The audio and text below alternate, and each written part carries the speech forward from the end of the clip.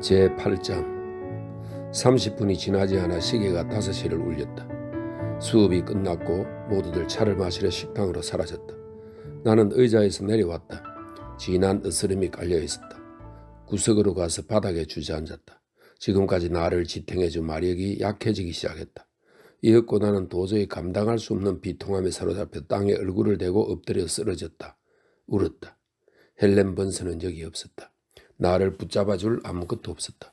혼자 남겨진 나는 나 자신을 포기했고 눈물로 마룻바닥을 적셨다. 난 착한 아이가 될 생각이었다. 로우드에서는 꼭 그렇게 되고 싶었다.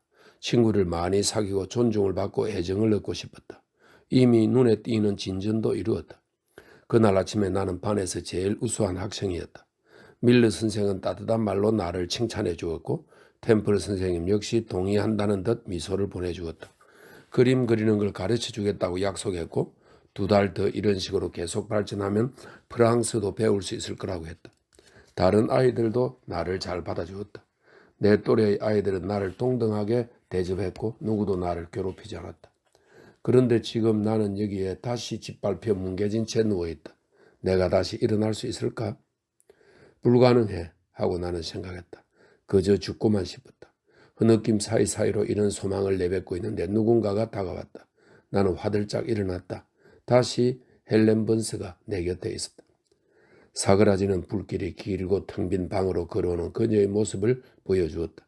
그녀가 나에게 커피와 빵을 내밀었다. 자, 좀 먹어봐 하고 그녀가 말했다. 하지만 그 상태에서는 부스러기 하나, 물 한 방울만 먹어도 목이 메일 것 같아서 나는 둘 다 밀어냈다. 헬렌은 놀랐는지 나를 바라보았다. 이제 아무리 애를 써도 감정을 다스릴 수가 없었다. 큰 소리로 엉엉 울어댔다. 그녀는 내 옆바닥에 앉아 두 팔로 무릎을 감싸고 거기에 머리를 기댄 채 인도인처럼 말없이 남아있었다. 먼저 입을 연 사람은 나였다. 헬렌, 모두가 거짓말쟁이라고 믿는 내 옆에 왜 있는 거야? 모두? 어머, 너가 거짓말쟁이라는 말을 들은 사람은 겨우 80명이고 세상에는 수억 명이 있어. 하지만 수억 명이 나랑 무슨 상관이야? 내가 아는 80명이 나를 경멸하는데. 제인, 그건 오해야. 아마 이 학교에서 널 경멸하거나 싫어하는 사람은 단 한 명도 없을 거야. 많은 아이들이 너를 정말 가엾게 여길 거야. 브로콜 허스트 씨가 그런 말을 했는데 어떻게 날 가엾게 여길 수 있어? 브로콜 허스트 씨는 신이 아니야. 위대하고 존경받는 사람도 아니지. 여기서 그를 좋아하는 사람은 별로 없어. 호감 살만한 일을 전혀 하지 않았거든. 그가 너를 특별히 총애하는 것처럼 대했다면 너 주위에는 노골적으로 아니면 은밀하게 적들이 생겨났을 거야. 하지만 그게 아니니까 너 더 많은 아이들이 너를 동정하고 있을 거야. 하루 이틀쯤은 교사와 학생들이 너를 차갑게 바라볼지 몰라도 그들의 마음에는 친절한 감정이 숨어 있어. 너가 잘 견뎌내면 일시적으로 억눌려 있던 이런 감정들이 오래지 않아 더 분명하게 나타날 거야. 게다가 제인, 그제가 말을 멈췄다. 응, 헬렌? 내가 그녀의 손 사이에 내 손을 넣으며 말했다. 그녀가 부드럽게 내 손을 문질러 따뜻하게 해주면서 말을 이었다. 세상 모두가 널 미워하고 못된 아이로 여기더라도 너의 양심이 옳다 하고 죄를 멀리한다면 너에게 친구가 없을 리 없어. 그래, 내가 나를 좋게 생각해야 한다는 건 알아. 하지만 그것으로는 충분하지 않아. 다른 사람들이 날 사랑하지 않으면 그렇게 사느니 차라리 죽는 게 나아. 외톨이로 미움받는 건 견딜 수 없어. 헬렌, 여길 봐. 너한테든 아니면 템플 선생님에게든 내가 정말 사랑하는 누구에게든 진정한 애정을 받을 수만 있다면 내 팔이 부러져도 황소가 나를 내던져도 사나운 말 뒤에 서 있다가 말굽에 가슴을 차이는 한이 있어도 난 기꺼이 감수할 거야. 제인, 넌 인간의 사랑을 너무 크게 생각해. 너무 충동적이야. 너무 격렬해. 너의 형상을 지으시고 그 안에 생명을 주신 하나님의 손은 너의 연약한 자아나 너처럼 연약한 피조물과는 다른 자원을 제공해 주셔. 이 땅 이외에 인간의 족속 이외에 보이지 않는 세상과 영들의 왕국이 있어. 그 세상은 우리 주위에 있어.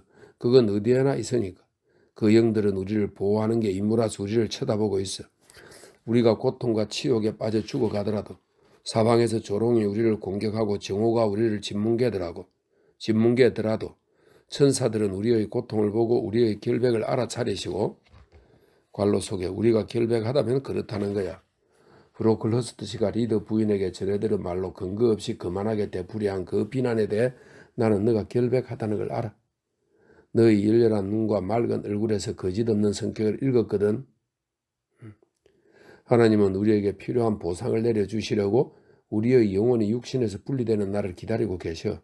삶은 곧 끝나고 죽음은 행복과 영광으로 들어가는 길이 확실한데 우리가 왜 비탄에 젖어 허우적대야 하니? 나는 잠자코 있었다. 헬렌의 말은 나의 마음을 평온하게 해주었다. 하지만 그녀가 전해준 평온에는 표현할 수 없는 슬픔이 섞여 있었다.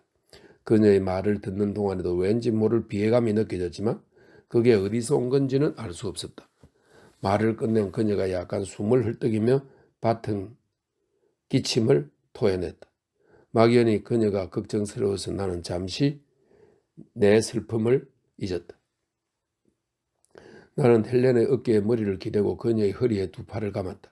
그녀가 날 안아주었고 우리는 말없이 그렇게 앉아 있었다. 얼마 지나지 않아 다른 사람이 들어왔다. 강해지는 바람이 하늘의 무거운 구름들을 흩어 달림을 고스란히 드러냈다.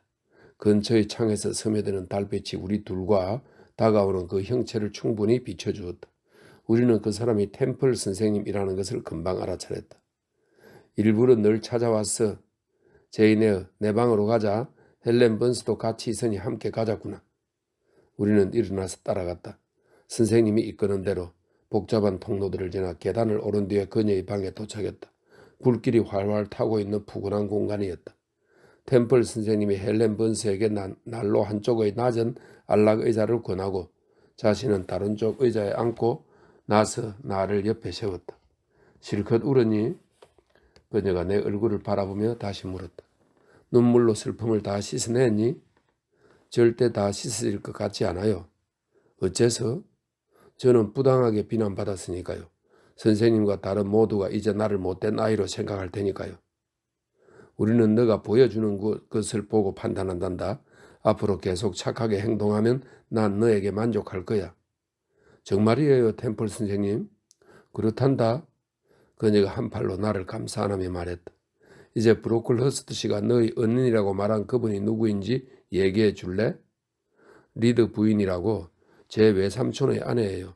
외삼촌은 돌아가셨는데 돌아가시면서 저를 맡기신 거예요. 그럼 그분이 자의로 너를 맡은 게 아니니? 아니요. 리드 부인은 그럴 마음이 없었어요. 하지만 하인들이 쑥덕거리는 말을 들었는데 외삼촌이 돌아가시기 전에 저를 계속 부양하겠다는 약속을 받아냈대요. 그래 제인, 너도 알겠지만 아니 적어도 나는 이렇게 생각하는데 말이다. 비난을 받을 때는 누구든 자기를 변명할 기회가 주어져야 돼. 너는 거짓 비난을 받아서 최선을 다해서 나에게 너를 변호해 보렴. 너가 사실로 기억하는 걸 뭐든지 말해봐. 하지만 말을 덧붙이거나 과장하지는 마라. 나는 아주 중립적으로 아주 정확하게 말하겠다고 마음속으로 결심했다. 몇 분간 할 말을 조리 있게 정리하고 나서 나는 내 불행한 어린 시절의 이야기를 모두 다 털어놓았다. 감정을 한껏 쏟아낸 뒤라 내 말씨는 평소보다 훨씬 차분했다. 분노에 빠져들지 말라던 헬렌의 경고를 떠올리며 보통 때보다 아주 많이 괴로움과 씁쓸함을 털어냈다. 그렇게 삼가고 간소화시키자 이 아이가 더 신뢰감 있게 들렸다.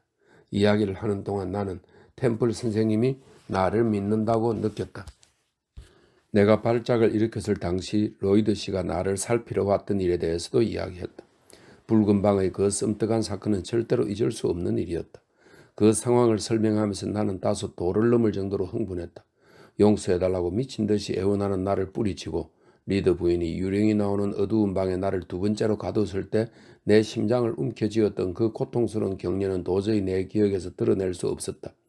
내가 이야기를 마쳤다. 템플 선생님이 말없이 몇 분 동안 나를 바라보더니 말했다. 내가 로이드 씨를 좀 알아. 그쪽으로 편지를 보낼 생각이야. 그의 답장이 너의 말과 일치하면 너는 공개적으로 모든 누명을 벗게 될 거야. 제인, 나에게 너는 이제 결백해. 그녀가 나에게 키스했고 여전히 나를 옆에 둔 채로 관로 속에 있는 글입니다. 나는 그 자리에 서 있는 게 매우 만족스러웠다. 그녀의 얼굴과 옷, 한두 가지 장신구, 하얀 이마, 돌돌 말려있는 빛나는 머리, 반짝이는 검은 눈동자를 보면서 아이로서의 기쁨을 찾아냈다. 이렇게 되어 있고 여전히 나를 옆에 둔 채로 헬렌 벤스에게 말을 걸었다. 오늘 밤은 어떠니 헬렌? 낮에 기침을 많이 했니? 그렇게 많이 하진 않았어요 선생님. 가슴 통증은? 좀 나아졌어요. 템플 선생님 일어나 그녀의 손을 잡고 맥을 짚었다. 그리고는 자기 자리로 되돌아갔다. 의자에 앉을 때 나는 그녀의 낮은 한숨 소리를 들었다. 그녀가 잠시 생각에 잠겼다가 기운을 차리며 쾌활하게 말했다. 너희는 오늘 밤 내 손님이야. 손님답게 대접을 해드려야지. 그녀가 종을 울렸다. 그리고 방에 들어온 하인에게 말했다. 바바라, 난 아직 차를 마시지 않았어. 이 두 분 숙녀의 잔도 챙겨서 가지고 와요. 곧 차쟁반이 들어왔다. 불가의 작고 동그란 탁자에 놓인 자기 그릇과 산뜻한 차 주전자가 내 눈에 얼마나 예뻐 보였는지, 차에서 나오는 김과 토스트 향은 또 얼마나 향긋했는지. 하지만 실망스럽게도 관로 속에 배가 고파지기 시작했기 때문에 실망스럽게도 토스트는 아주 작은 조각 하나뿐이었다. 템플 선생님도 그걸 알아보고 말했다. 바바라, 버터와 빵을 좀 더 가져올 수 있을까? 셋이 먹기에는 부족하겠어. 바바라가 나갔다가 금세 돌아왔다. 하든 부인이 평소대로 올려보냈다고 하는데요. 여기서 말하는 하든 부인은 가정부였다. 브로콜 허스트 씨처럼 심장이 고래 수염과 강철로 만들어진 여자였다. 오, 알았어. 템플 선생님이 대꾸했다. 이걸로 때워야 할 모양이네. 하인이 물러가자 그녀가 싱긋 웃으며 덧붙였다. 다행히 이번에는 나한테 부족분을 메울 방도가 있지. 그녀는 헬렌과 나를 탁자로 불러들이고 맛있어 보이지만 야박하게 얇은 토스트 조각과 찻잔을 우리에게 내주었다. 그리고는 서랍을 열더니 종이에서 한 꾸루미를 꺼내서 곧이어 꽤나 커다란 씨앗 케이크를 우리 앞에 가져왔다.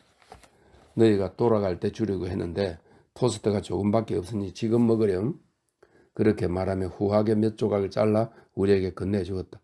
그날 저녁에 우리는 넥타와 신들의 음식으로 잔치를 벌인 기분이었다.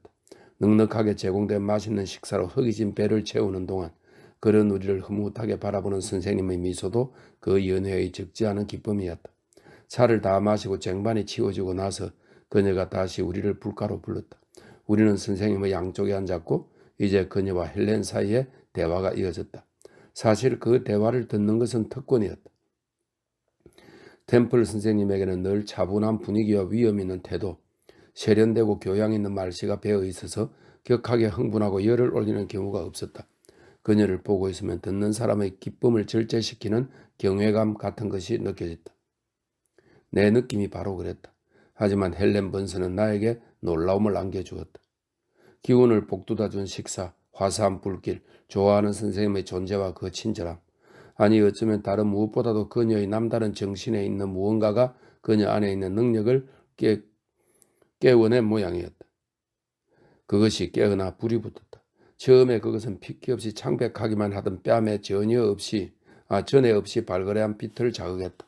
다음에는 그녀의 눈에 투명한 광채를 일으키며 갑자기 템플 선생님보다 더 독특한 아름다움을 뽑아냈다. 고운 색채나 긴 속눈썹이나 꺼린 눈썹이 아니라 의미와 움직임과 빛이 만들어내는 아름다움이었다. 그녀의 영혼이 그녀의 입술에 내려앉아 나로서는 어디서 나오는지 알 수 없는 말들이 술술 흘러나왔다. 14살 소니가 어떻게 그렇게 순수하고 풍성하고 열렬한 웅변이 넘치고 크고 강한 가슴을 지닐 수 있었을까? 잊을 수 없는 그날 저녁에 헬렌이 자아낸 대화는 그런 것이었다. 그녀의 영혼은 보통 사람이 오랜 시간에 걸쳐 살아가는 그 많은 삶을 짧은 시간 안에 살아가려고 서두르는 듯 했다. 그들은 내가 한 번도 들어보지 못한 것들을 이야기했다. 여러 민족과 과거의 시대, 멀고먼 나라들에 대해, 발견되었거나 추측되는 자연계의 비밀에 대해 그들은 책에 대해서도 이야기했다. 그들의 독서량이 얼마나 방대했던지, 그들의 지식은 또 얼마나 풍부했던지, 그들은 프랑스의 인명과 작가들을 아주 잘 알고 있는 듯 했다. 템플 선생님이 헬렌에게 아버지가 가르쳐 주신 라틴어를 가끔 떠올릴 때가 있느냐고 물으면서 선반에서 책을 가져와 베르길리우스의 한 페이지를 읽고 해석해 보라고 했을 때 나의 놀라움은 절정에 달했다. 헬렌이 선생님의 말을 따라 한행 읽을 때 나는 진심으로 그녀를 숭배하게 되었다. 그녀의 해석이 끝나자 곧 취침 시간을 알리는 종이 울렸다. 꾸물거릴 시간이 없었다. 템플 선생님이 우리 둘을 가슴에 끌어당기며 말했다. 얘들아, 너희에게 하나님의 축복이 있기를. 그녀는 나보다 헬렌을 조금 더 오래 안아주었다. 그리고 더 아쉬워하며 놓아주었다. 문을 나올 때까지 그녀의 시선은 헬렌에게 머물러 있었다. 그녀가 두 번째로 슬픈 한숨을 내쉰 것은 헬렌을 위해서였다. 헬렌을 위해 그녀는 뺨으로 흐르는 눈물을 닦았다. 침실로 가는데 스케처드 선생님의 목소리가 들려왔다. 그녀는 서랍을 검사하는 중이었다. 마침 헬렌 번스의 서랍을 꺼내던 참이어서 들어가자마자 헬렌은 날카로운 꾸중을 들었고 내일 지저분하게 흩어놓았던 물건 6가지를 어깨에 달고 있어야 하는 벌을 받았다. 헬렌이 나에게 작은 목소리로 속삭였다. 정말 내가 너무 심하게 물건을 어질러 놨어. 정리할 생각이었는데 깜빡 잊어버렸지 뭐야. 다음 날 아침에 스케처드 선생은 두꺼운 종이장에 눈에 확 뜨이는 글로 단정치 못함이라는 단어를 써서 온화하고 지적이고 너그러워 보이는 헬렌의 넓은 이마에 부적처럼 묶어 놓았다. 헬렌은 그것을 당연한 벌로 여기고 원망하는 기색 없이 참을성 있게 저녁까지 달고 있었다. 스케처드 선생이 오후 수업을 끝내고 나가자마자 나는 헬렌에게로 달려가 그걸 갈기갈기 찢어서 난로불에 집어던졌다. 그녀의 가슴에 없는 분노가 하루 종일 내 영혼을 불태웠고 굵고 굵고 뜨거운 눈물이 하염없이 내 뺨을 데웠다. 슬프게 체념한 그녀의 모습이 참을 수 없이 내 마음을 아프게 했기 때문이다. 이 사건이 있고 나서 일주일쯤 뒤에 템플 선생님이 로이드 씨로부터 답장을 받았다. 그 내용이 내가 한 설명을 확정해 준 모양이었다. 템플 선생님은 전교생이 모인 자리에서 제인 에어에 대해 제기된 비난을 조사해 보았으며 그녀가 이 모든 비난으로부터 완전히 자유로워졌음을 알릴 수 있게 되어 행복하다고 말했다. 선생님들이 내 손을 잡아 흔들며 키스했고 다른 아이들 사이에 기쁨의 속삭임이 번졌다. 이렇게 비통한 짐을 벗어 던지게 된 나는 어떠한 어려움이 있더라도 내 길을 개척해 나가리라고 새롭게 각오를 다졌다. 나는 열심히 노력했고 또 노력만큼 성과를 거두었다.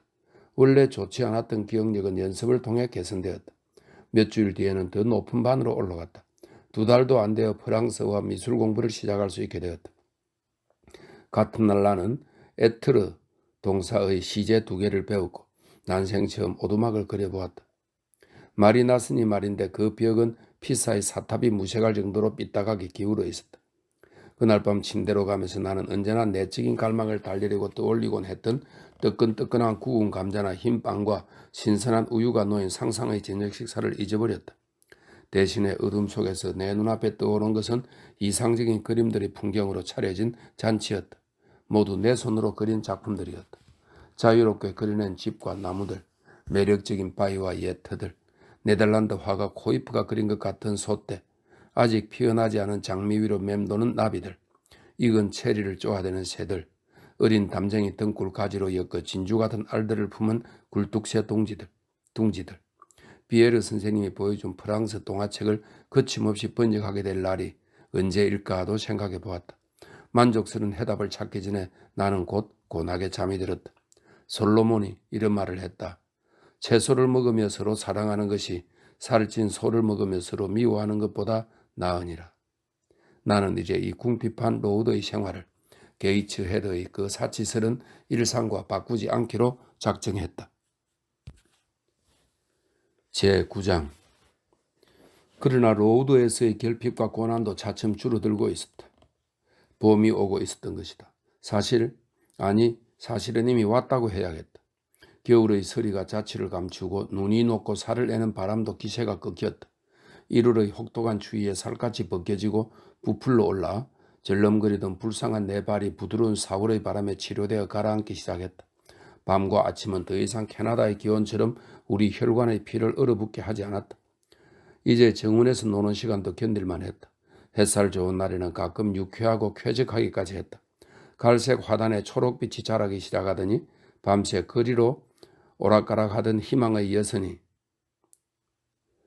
여신이 아침이면 더욱 화사한 걸음의 흔적을 남긴다는 생각이 들 정도로 날마다 싱싱해졌다. 아네모네, 크로커스, 보랏빛 앵초, 금빛을 품은 펜지, 이런 꽃들이 이파리들 사이로 고개를 내밀었다.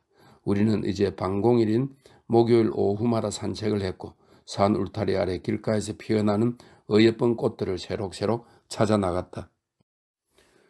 담장 못을 박은 우리 정원의 높은 담벼락 너머에 지평선만의 그 경경이 즐거움과 크나큰 기쁨이 존재한다는 것도 알게 되었다. 실록과 나무 그늘이 짙은 거대한 언덕 분지를 에워싸고 있는 고고한 봉우리들을 바라보는 것, 검은 돌들과 활기찬 소용돌이가 가득한 맑은 시내를 바라보는 것은 기쁨이었다.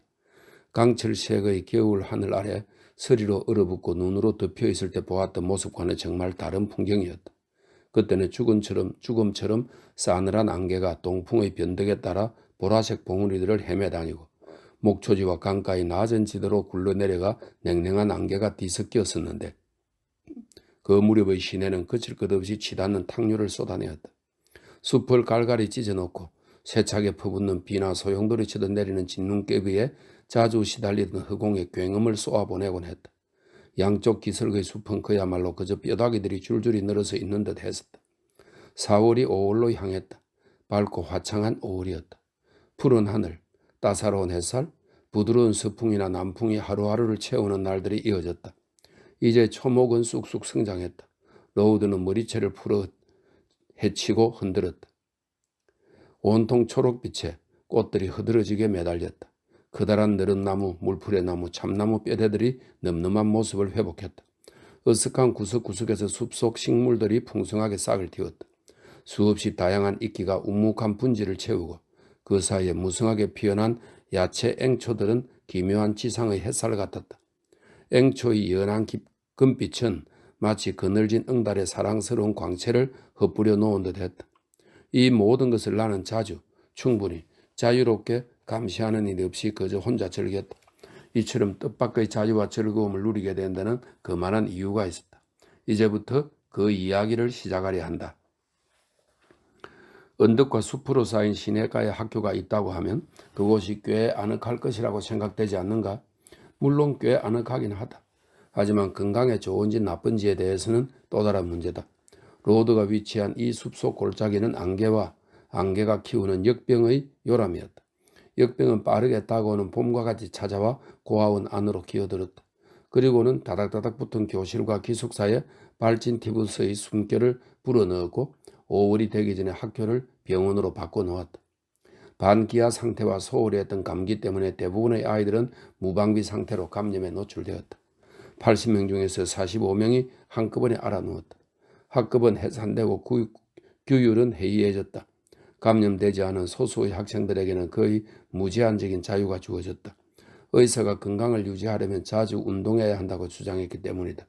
설령 그렇지 않았다 해도 그들을 감독하거나 통솔할 여유가 있는 사람은 하나도 없었다. 템플 선생님은 환자들에게 모든 관심을 쏟아붓고 있었다.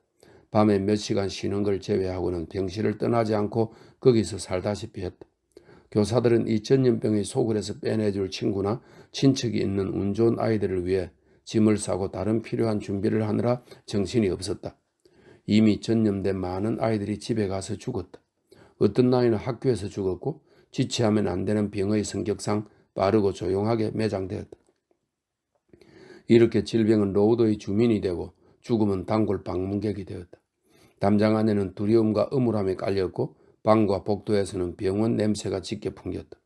그러나 약품과 약들이 죽음의 악취를 진압하려고 부질없는 수고를 계속하는 동안에도 우뚝 솟은 언덕과 아름다운 숲을 위에는 눈부신 5월이 구름 한 점 없이 빛나고 있었다. 정원에서도 꽃들이 반짝였다. 접시꽃이 나무처럼 높이 솟아오르고 백합이 피어나고 튤립과 장미가 만개했다.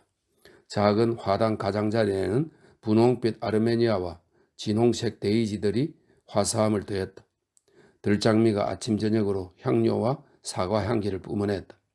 이 향긋한 보배들은 로우드에 사는 사람들에게 전혀 쓸모가 없었다.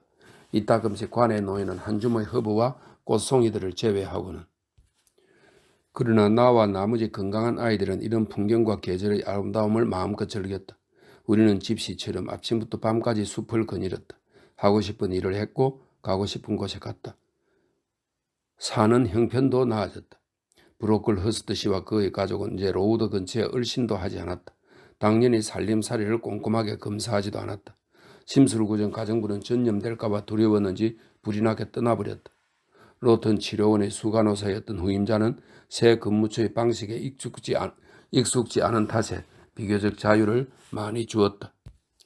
게다가 음식을 먹을 사람도 줄어들었다. 환자들은 거의 먹지 못했으니까 우리의 아침 식사는 훨씬 넉넉히 담겨 있었다. 정규 식사 시간에 맞춰 식사가 준비되지 않는 경우가 많았고 그럴 때는 크다랗게 자른 차가운 파이나 두껍게 자른 치즈빵이 주어졌으므로 우리는 그걸 가지고 숲으로 가서 각자 제일 좋아하는 자리를 골라 거하게 먹어치웠다. 내가 좋아하는 자리는 개울 한가운데 하얗게 말라있는 매끄럽고 널찍한 바위였는데 물속을 걸어가야만 거기 닿을 수 있었다. 나는 맨발로 거기까지 걸어갔다. 그 바위는 나와 내가 선택한 다른 아이인 메리앤 윌슨이 딱 편안히 앉을 정도의 넓이였다. 메리앤 윌슨은 영리하고 눈치 빠른 소녀였다. 재치 있고 독창적인 데다가 나를 편하게 해주는 태도를 지니고 있었기 때문에 나는 그녀와 곧잘 어울렸다. 나보다 몇 살 위인 그녀는 세상을 좀 더 알았고 내가 알고자 하는 여러 가지 것들을 말해주었다. 그녀와 같이 있으면 나의 호기심이 채워졌다. 그녀는 나의 결점을 너그럽게 받아주었고 내가 무슨 말을 해도 구속하거나 제어하지 않았다. 그녀는 얘기하는 재주가 있었고 나는 분석하는 재주가 있었다. 그녀는 알려주는 걸 좋아했고 나는 물어보는 걸 좋아했다. 서로를 통해 좀 더 개발되지는 않았는지 몰라도 우리는 서로에게서 많은 즐거움을 얻을 수 있었고 꽤나 죽이 잘 맞았다. 그런데 그 사이에 헬렌 번스는 어디에 있었을까? 내가 왜 이 자유롭고 달콤한 나날을 그녀와 함께 보내지 않았을까? 내가 그녀를 잊어버렸을까? 아니면 그녀와의 순수한 교제가 점차 지겨웠을 정도로 내가 하찮은 인간이었을까? 물론 메리앤 윌슨은 나의 첫 번째 친구만은 못했다. 그녀는 재미있는 이야기를 하고 내가 탐닉하는 통렬하고 신랄한 소문에 맞장구를 쳐줄 수 있을 뿐이었다. 반면에 내 생각이 틀림없다면 헬렌은 자기와 대화하는 특권을 누린 자들에게 한결 고상한 풍미를 맛보게 해주는 그런 사람이었다. 독자여, 이건 사실이다. 나는 이것을 알았고 또 느꼈다. 수많은 결점과 얼마 안 되는 장점을 지닌 보잘것없는 존재지만 나는 헬렌 번스에게 실증을 낸 적이 한 번도 없었다. 내 마음에서 일어난 어느 무엇보다 강하고 부드럽고 존경스러운 애정의 감정을 늘 소중히 간직하고 있었다. 절대 불쾌하게 기분 나빠하지 않고 심란하게 짜증내지 않고 언제 어떤 환경에서든 조용하고 충실한 우정을 보여주는 헬렌에게 나는 그럴 수밖에 없었다. 하지만 헬렌은 현재 앓고 있었다. 몇 주일째 내가 모르는 위층 어느 방에서 사라져 보이지 않았다. 그녀는 열병 환자들과 같이 학교 병동구역에 있는 게 아니라고 했다. 발진 티부스가 아니라 폐결핵을 앓고 있기 때문이라나. 그리고 폐결핵에 무지했던 나는 어느 정도 시간이 지나고 치료를 받으면 틀림없이 나을 수 있는 가벼운 병이라고 생각했다. 아주 따뜻하고 화창한 오후에 그녀가 한두 번 템플 선생님에게 이끌려 아래층으로 내려와 정원으로 나왔다는 사실이 나의 이런 생각을 굳어지게 했다. 하지만 그럴 때도 내가 가까이 가서 말을 붙이는 것은 허용되지 않았다. 교실 창으로 어렴풋이 그녀를 보았을 뿐이다. 그녀가 모포를 뒤집어 쓰고 멀리 베란다 아래에 앉아 있었기 때문이다. 6월이 시작되던 무렵의 어느 날 저녁 나는 메리 앤과 같이 늦게까지 숲에 남아 있었다. 우리는 평소처럼 다른 아이들과 떨어져 멀리까지 돌아다녔다. 너무 멀리 가는 바람에 길을 잃어서 숲속 나무 열매로 반야생 돼지를 키우며 사는 외진 오두막의 남녀에게 길을 물어야 했다. 우리가 돌아온 것은 하늘에 달이 떠오른 뒤였다. 의사가 타고 다니는 조랑말이 정원문에 서 있었다. 메리에는 베이츠 씨가 이런 저녁 시간에 불려왔을 정도면 누가 아주 많이 아픈 모양이라고 말했다. 그녀는 안으로 들어갔다. 숲에서 파온 풀뿌리들을 아침까지 그냥 두면 시들 것 같아서 나는 그것을 내 화단에 심으려고 뒤에 남았다. 일을 마치고 나서도 조금 더 서성거렸다. 이슬 젖은 꽃들의 향이 몹시 향기로웠다. 무척이나 상쾌하고 고요하고 포근한 저녁이었다. 여전히 벌겋게 타오르는 서쪽 하늘은 내일도 화창한 날이 될 거라고 굳게 약속했다. 엄숙한 동쪽에는 달이 장엄하게 떠올라 있었다. 어린아이의 심정으로 이런 것들을 바라보며 즐기고 있을 때 전에는 해본 적이 없는 생각이 내 마음에 밀려들었다. 지금 병상에 누워 죽을 위험에 처해 있다면 얼마나 슬플까. 이렇게 좋은 세상에서 불려나가 어딘지 모를 곳으로 떠나야 한다면 쓸쓸하게 짝이 없겠지. 처음으로 나는 천국과 지옥에 관해 들어왔던 것을 이해해보려고 진지하게 노력했다. 처음으로 내 마음은 움츠러들었고 당황했다. 앞뒤 좌우를 힐끔거리며 사방이 온통 헤아릴 수 없는 10년인 것을 처음으로 알았다. 마음은 거기에 서 있는 한 지점, 현재만을 느꼈다. 다른 모든 것은 형태 없는 구름이며 공허한 혼돈이었다. 그 혼돈 한가운데 뛰어들어 비틀거릴 생각을 하니 몸서리가 쳐졌다. 이 새로운 생각에 빠져 있는 사이에 현관문 열리는 소리가 들렸다. 베이츠 씨가 나오고 간호사가 따라 나왔다. 말에 올라 떠나가는 의사를 지켜보고 나서 문을 닫으려는 그녀에게 내가 달려갔다. 헬렌 번스는 어때요? 아주 안 좋아. 베이츠 씨가 헬렌을 보러 온 건가요? 그래. 그분이 뭐라고 하셨어요? 헬렌이 여기 오래 있지 못할 것 같대. 어제 내가 이 말을 들었다면 그녀가 노슨벌랜드로 그녀의 고향으로 떠나려는 모양이라고 생각했을 것이다. 그녀가 죽어간다는 뜻이라고는 짐작도 못했을 것이다. 하지만 난 그 즉시 알아차렸다. 헬렌 번스가 이 세상에서의 마지막 날을 세고 있고 영혼들의 영역이 되었는지는 모르겠지만 영혼들의 영역이 있는지는 모르겠지만 그리로 곧 옮겨갈 거라는 게 명확하게 이해되었다. 충격적인 공포와 강한 슬픔의 전율을 느꼈고 그녀를 보고 싶은 마음, 꼭 봐야겠다는 마음이 일었다. 나는 그녀가 어느 방에 있느냐고 물었다. 템플 선생님의 방에 있어. 간호사가 말했다. 가서 얘기해도 돼요? 오, 안 돼. 그건 안 될 말이야. 넌 이제 들어갈 시간이다. 밖에서 밤이슬을 맞으면 열병에 걸려. 간호사가 현관문을 닫았다. 나는 교실로 이어진 연문으로 들어갔다. 마침 9시가 울리고 밀러 선생이 취침 시간이라고 소리치고 있었다. 2시간쯤 지났을까? 아마 11시가 다 되어갈 무렵이었을 것이다. 잠이 오지 않았다. 기숙사가 완벽하게 조용해졌으니 아이들이 다 깊이 잠들었으리라고 생각했다. 나는 소리 없이 일어나 잠옷 위에 겉옷을 걸치고 맨발로 살금살금 기어나가 템플 선생님의 방으로 출발했다. 그곳은 기숙사에서 꽤 떨어진 다른 쪽 끝에 있었다.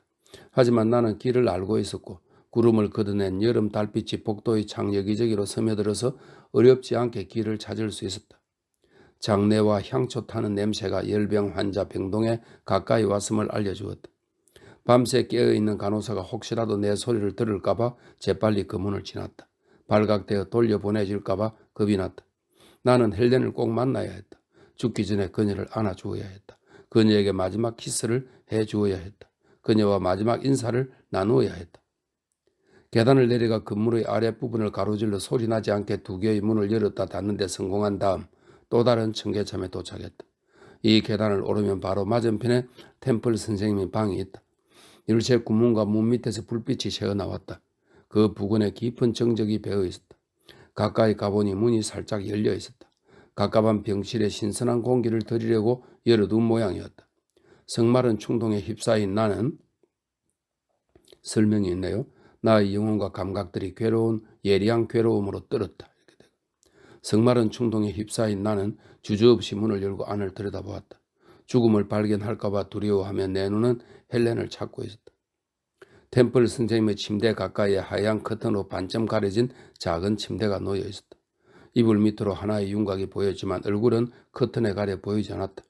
아까 정원에서 이야기를 나누었던 간호사가 안락 의자에 앉아 잠들어 있었다. 심지를 끄지 않은 양초가 탁자에서 희미하게 타올랐다. 템플 선생님은 보이지 않았다. 그녀가 환각을 일으킨 환자 때문에 열병 병동에 불려갔었다는 건 나중에 알게 되었다. 나는 앞으로 나아갔다. 침대 옆에서 멈추었다. 손으로 커튼을 잡았지만 그걸 걷어 올리기 전에 말을 붙여보고 싶었다. 아직도 시체를 보게 될지 모른다는 두려움에 겁이 났다. 헬렌, 깨어있어? 내가 조그맣게 속삭였다. 그녀의 몸이 꿈틀거리더니 커튼이 그쳤고 나는 창백하고 쇠약하지만 상당히 차분한 그녀의 얼굴을 알아보았다. 별로 달라진 게 없는 것 같아서 두려움이 곧 사라졌다. 제인, 너니? 그녀가 특유의 부드러운 목소리로 물었다. 아, 헬렌은 죽지 않을 거야. 사람들이 잘못 알고 있을 거야. 죽은 사람이 이렇게 차분한 얼굴로 얘기할 수는 없어 하고 나는 생각했다. 침대로 다가가서 그녀에게 입을 맞췄다. 그녀의 이마는 차가웠고 뺨도 야비고 차가웠고 손과 손목도 마찬가지였다.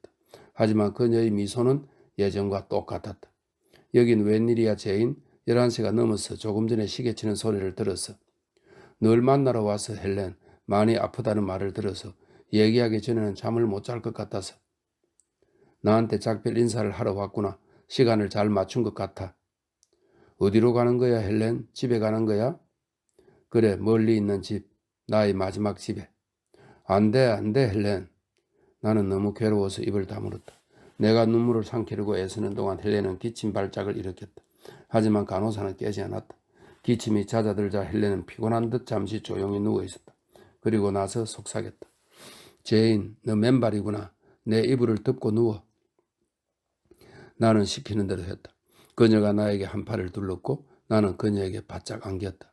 오랜 침묵이 흐른 뒤에 그녀가 여전히 속삭이는 목소리로 말했다. 난 아주 행복해, 제인. 내가 죽었다는 소리를 들어도 절대 슬퍼하지 마. 슬퍼할 거 없어. 누구든 언젠가는 죽어야 하고 나를 데려가는 이 병은 고통스럽지 않아. 부드럽게 조금씩 다가와 내 마음은 편안해. 나로 인해 많이 슬퍼할 사람도 없어. 아버지만 한 분 계시는데 얼마 전에 결혼하셔서 날 그리워하지 않으실 거야. 젊어서 죽으니 큰 고통들도 면하게 됐어. 난 세상에서 잘 살아갈 재능이나 자질이 없어. 허구한 날 잘못만 저질렀을 거야. 어디로 가는 건데 헬렌? 그걸 볼 수 있어? 그걸 알아? 나는 믿어. 난 하나님께로 가는 거야. 하나님이 어디 있는데? 하나님이 뭔데? 나와 너를 만드신 분이고 당신의 피조물을 절대 파괴하지 않으시는 분이야. 나는 무조건 그분의 힘에 의지하고 그의 선하심을 전적으로 신뢰해. 그분에게 돌아가 모습을 뵐 수 있는 감격의 순간이 오기를 즐거운 마음으로 기다려.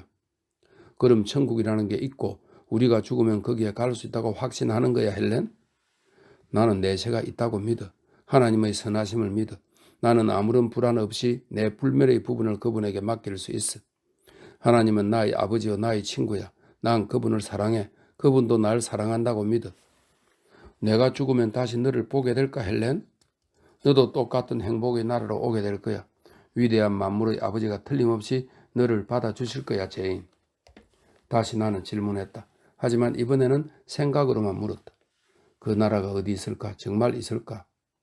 그러고는 헬렌을 두 팔로 꼭 끌어안았다. 그녀가 전보다 더 소중하게 느껴졌다. 그녀를 놓아줄 수 없을 것 같았다. 나는 그녀의 목덜미에 얼굴을 묻고 누웠다. 그리고 잠시 뒤 헬렌이 더할 나위 없이 감미로운 목소리로 말했다. 참으로 편안해. 아까 기침한 것 때문에 조금 피곤해. 잠들 수 있을 것 같다. 하지만 날 두고 가지마, 제인. 너가 옆에 있어주면 좋겠어. 옆에 있을게, 사랑하는 헬렌. 아무도 날 못 데려가. 따뜻하니? 응. 잘자, 제인. 잘자, 헬렌. 그녀가 나에게 키스했고 나도 그녀에게 키스했다. 우리는 둘 다 금방 잠이 들었다. 잠에서 깨어났을 때는 아침이었다. 나를 깨운 건 특이한 움직임이었다. 시선을 들어보니 내가 누군가의 품에 안겨 있었다. 간호사가 나를 안고 기숙사로 데려가는 중이었다. 침대를 빠져나갔다고 혼내는 사람은 없었다. 모두들 달리 생각할 게 있는 듯 했다. 내가 아무리 물어봐도 돌아오는 건 같은 대답뿐이었다. 하지만 하루 이틀이 지난 뒤에 그날 새벽에 방으로 돌아온 템플 선생님이 작은 침대에 누워있는 나를 보았다는 것을 알았다. 헬렌 번스의 어깨에 내 얼굴을 기대고 그녀의 목을 두 팔로 끌어안은 채 나는 잠들어 있었고 헬렌은 죽어 있었다. 그녀의 무덤은 브로클 허스트 교회 묘지에 있다. 그녀가 죽은 뒤 15년 동안 풀이 우거진 흙더미에 덮여 있었다. 하지만 지금은 그녀의 이름과 나 부활하리라는 글이 새겨진 회색 대리석 비석만이 무덤의 소재를 알려주고 있다.